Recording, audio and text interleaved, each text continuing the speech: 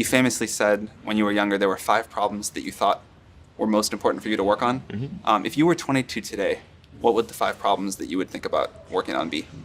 Well, first of all, I think if somebody is doing something that is useful to the rest of society, I think that's a good thing. Like, it doesn't have to change the world. Like, you know, if you're doing something that has high value to people, and frankly, even if it's like just a little game, or, you know, some improvement in photo sharing or something, if it has a small amount of good for a large number of people, I think that's fine. Like, stuff doesn't need to be changed the world just to be good.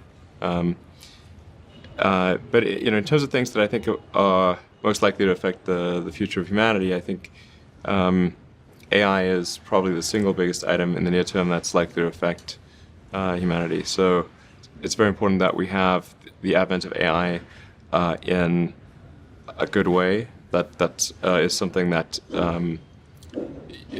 if you could look into the crystal ball and see the future, you would like that outcome, because it is something that could go wrong, as we've talked about many times, and so we really need to make sure it goes right.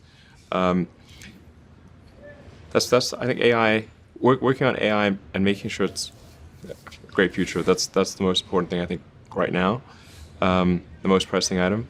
Then obviously anything to do with genetics. If you can actually solve genetic diseases, if you can prevent dementia or Alzheimer's or something like that, with genetic reprogramming, that would be wonderful. So I think there's genetics. It might be the sort of second most important item.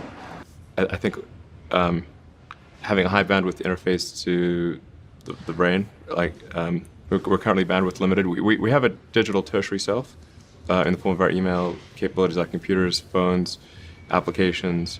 We're effectively superhuman, but we're extremely bandwidth constrained in that interface between the cortex and your sort of that tertiary digital form of yourself. And helping solve that bandwidth constraint would be, I think, very important for the future as well.